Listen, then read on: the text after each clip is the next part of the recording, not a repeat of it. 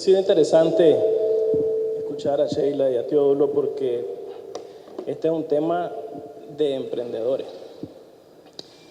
Y emprendedores se relaciona con los jóvenes. Cuando nosotros empezamos en COSEP ya hace algunos años, empezamos con lo que denominábamos las 3Es. Empezamos a trabajar en aquel entonces con la primera E, que era energía.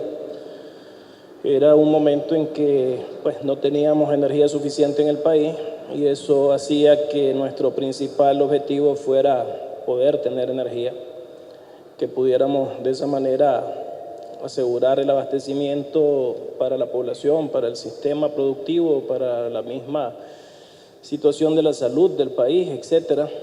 Después empezamos a trabajar el tema del empleo, que ha sido desde hace ya muchos años la principal demanda de la población nicaragüense. Entramos a una tercera E, la educación, que es un tema que se ha realmente valorado muy poco, no se le ha dado la dimensión verdadera a lo que significa la educación para el crecimiento. Aquí se habla mucho de crecimiento y generalmente en Nicaragua nos enfocamos en el tema del diálogo económico y el diálogo político, y el tema del diálogo por la educación es un tema que para nosotros ha estado desde hace muchos años y que hasta ahora creo yo que le estamos dando el verdadero peso y dimensión que tiene la educación para el país, para ese crecimiento sostenido. Y luego, en estos años aprendimos de otras 3E. Aprendimos que teníamos una cuarta E, que era las exportaciones, un país que empezó a vivir de las exportaciones, que su primer motor en aquel momento de despegue fue el motor de las exportaciones. Se ha sumado un segundo motor, obviamente, que es el de las inversiones, pero en aquel momento esa cuarta E fue el punto de partida del nivel de crecimiento que hoy tenemos, de los promedios de crecimiento que hoy tenemos. Y descubrimos una quinta E, que es la E del emprendimiento. Nos dimos cuenta de que las empresas nicaragüenses no tenemos la capacidad para poder darle trabajo a todos los jóvenes del país. Y no estamos hablando ni siquiera tenemos capacidad de poderle dar trabajo a los jóvenes que salen graduados de las universidades. A eso le tuvimos que agregar una sexta E, que fue la E de encuentro social. No podés hacer que estas cosas caminen si no existe un diálogo entre todas las partes. No puede el gobierno solo, no puede el sector privado solo, no puede la academia sola, no puede la cooperación sola. ¿Por qué hemos tenido que estar trabajando sobre estas 6 E's? Y aquí estamos hablando de un tema que realmente lo tenemos que enfocar viendo las estadísticas que tenemos hoy en la región y en Nicaragua. Cuando nosotros vemos a esas estadísticas, nos encontramos que en lo que es la región centroamericana, entre los 15 y los 24 años, hay más de 2 millones de jóvenes que están fuera del sistema. Y eso es una cantidad muy grande. El 22% de los jóvenes no estudian, no trabajan. En donde tenemos más problemas en este sentido es en Honduras y Guatemala. Nicaragua no está entre los países que tienen más problemas. Inclusive Nicaragua tiene la particularidad de que somos el país de Centroamérica que tiene menos ninis. Eso es importante. Apenas el 14% de los ninis están en Nicaragua, en la región. Lo que sí tenemos es un problema de que, a pesar de que no somos el país que tiene esa problemática, sin embargo, lo que sí nos hace falta es la inclusión de los jóvenes en educación. No tenemos en este sentido un número de jóvenes que realmente esté involucrado en desarrollarse, en aprender, en innovar. Aquí han hablado de innovar. ¿Cómo vas a innovar si no estás educado? Y eso es parte de la problemática que estamos enfrentando y que estamos llevando a la discusión en el sector privado. Nosotros hicimos una encuesta en el año 2015 y esa encuesta nos reflejó una serie de datos duros que son los que tenemos que entender que se aplican a lo que estamos viendo ahora con este esfuerzo que está haciendo LATAM sobre el tema del emprendimiento. En esta encuesta nos dimos cuenta de que solo en las empresas grandes hay un alto nivel de educación. Sin embargo, las empresas grandes representamos la parte más pequeña del pastel. En las empresas micro, en las empresas pequeñas, no hay educación, y no hay educación a nivel de los propietarios y no hay educación a nivel de los colaboradores. Y eso es una situación que refleja lo que se preguntaba Chile. Estamos firmando tratados, ¿cómo los vamos a desarrollar? ¿Cómo vamos a aprovechar esos tratados de libre comercio? En cuanto a la educación que nos encontramos en la encuesta, refleja que el 23% de los colaboradores tiene educación universitaria en las empresas grandes, 23%, y en las empresas pequeñas solo el 8%. Esa es la radiografía de las empresas nicaragüenses. Nos encontramos que solo un 8% de las empresas en general capacita a sus colaboradores. En el caso de las grandes, el 92% capacita a sus colaboradores. Nos encontramos que una sexta parte de las empresas enfrenta problemas para conseguir colaboradores calificados. Estamos hablando de que las universidades tienen 195,000 estudiantes. Y uno de los temas que estamos nosotros ahora encontrando y que se hablaba de qué se tiene que hacer en este sentido es que estos 195,000 estudiantes se están yendo a carreras que nosotros no estamos demandando en las empresas. Y eso es un problema. Estamos firmando tratados de libre comercio y nos estamos encontrando que los estudiantes siguen yéndose hacia sectores que no son los que necesitamos.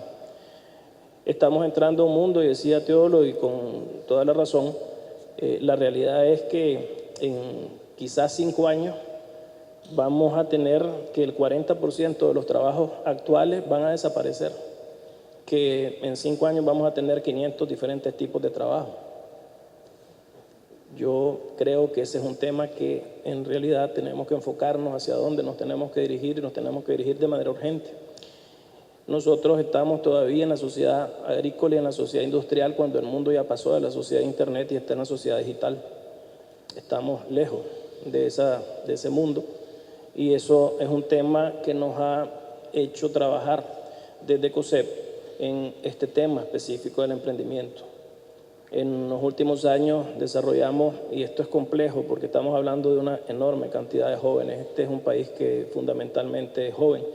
En los últimos 2 años, 3 años, hemos hecho un trabajo intenso con el Banco Interamericano de Desarrollo, con el FOMIN, con la ventana privada, con universidades del país, con organizaciones gremiales del país, y hemos creado 2 concursos de negocio. Estos 2 concursos, que significaron una enorme cantidad de recursos, nos permitió llegar a entre 200 y 300 ideas. Eso es lo complejo de esto, se necesita muchos recursos. Llegamos a entre 200 y 300 y lo que hicimos fue que con estas ideas, en cada uno de los 2 concursos, encontramos una metodología para escoger 15 finalistas. Esos 15 finalistas, a su vez, creamos una red de ángeles inversores para poder encontrar ese acceso a financiamiento que no tienen.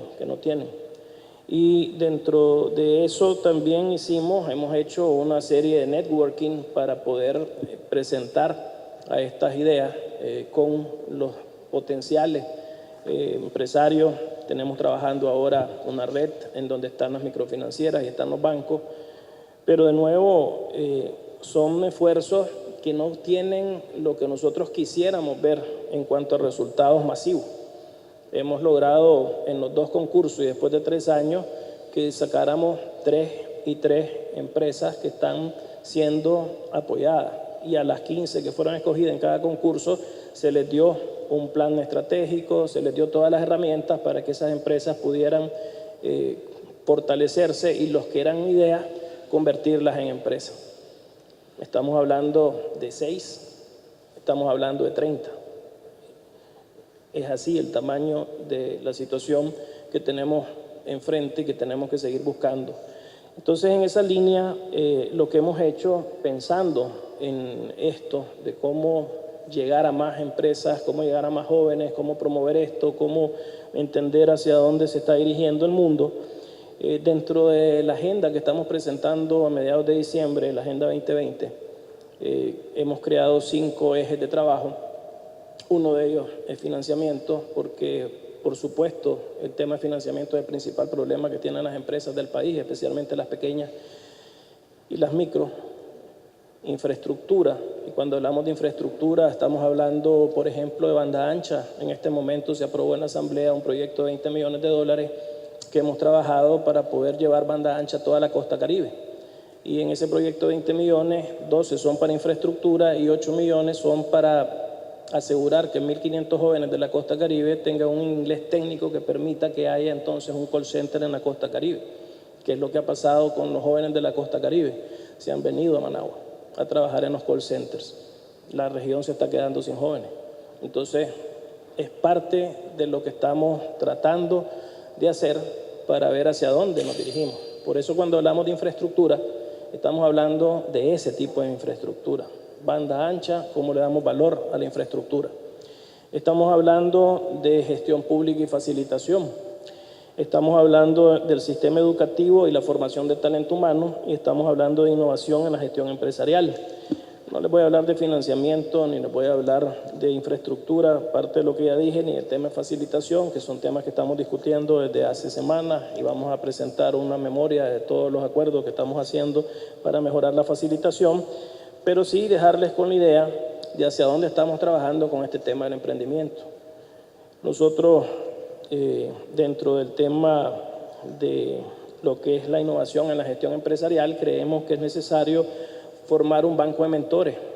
Necesitamos en este sentido que al menos tengamos un banco de mentores donde haya 100 empresarios experimentados, y eso es un tema que ya estamos empezando a diseñar, que estos empresarios donen 4 horas al mes de asesoría para que podamos de alguna forma trasladar esa experiencia hacia las ideas y hacia las empresas que están haciendo. Esto es parte de lo que nos debe de permitir llegar a más empresarios, a más emprendedores jóvenes. Creo que de esa manera complementamos con nuestra experiencia a los inversionistas ángeles. No es nada más tener a un inversionista ángel que le diga la idea, ve, aquí estamos dispuestos a ser socio con vos. Teodulo tiene razón en que no todos quieren tener socios. En el caso de los que no quieren tener socios, de darle esa experiencia de un banco de mentores que les ayude a fortalecer entonces la gestión. Estamos hablando también de que las cámaras tienen que fortalecer en este sentido los servicios para el emprendimiento. Esto tiene que ser un trabajo que deben hacer de cada una de las cámaras, dar ese valor agregado hacia nuestros socios. Aquí se cree que COSEP son las empresas grandes. COSEP tiene 80% de pymes. Este es un país de pymes. Aquí hay entre 10 y 15 empresarios grandes y todos los demás somos pymes. Entonces, en esa línea tenemos que entender que este es un valor agregado que tiene que nacer de las cámaras. También estamos hablando de que hay que, en la alianza que hemos creado con las universidades, tenemos que crear una capacidad gerencial entre universidades y sector privado para fortalecer pymes. Y esto ya hicimos un primer proyecto piloto en donde decanos de algunas universidades con jóvenes que estaban en su último año se enfocaron en trabajar en empresas pymes para que se les diera lo básico. ¿Qué nos encontramos en la encuesta? Que en el universo de encuestas del país, el 4% tiene contabilidad completa, formal, utilizando lo que se necesita para poder ser parte del mundo exterior. El 4%. La inmensa mayoría de las empresas utilizan el método APL, a puro lápiz, nada más. Andan con una libretita y el lápiz. Ya no se diga que hay una parte importante que no usan absolutamente nada. O sea, que lo único que hacen es en su cabeza: yo presto 100 córdobas en la mañana, compro, vendo, me sobró, devolví y al día siguiente vuelvo a ir a prestar, y así estoy devolviendo el préstamo con intereses y sobre eso tengo que ganar para poder subsistir. Entonces, son temas que estamos llevando a la agenda. También nos hemos propuesto, desde el punto de vista educativo, fortalecer la alianza. Es importantísimo y tiene razón Sheila, que esto no es un tema en el que tiene que estar el gobierno. En la alianza hemos venido trabajando desde el año 2010 y es una alianza donde está el sector privado sentado con todas las universidades públicas y privadas del país.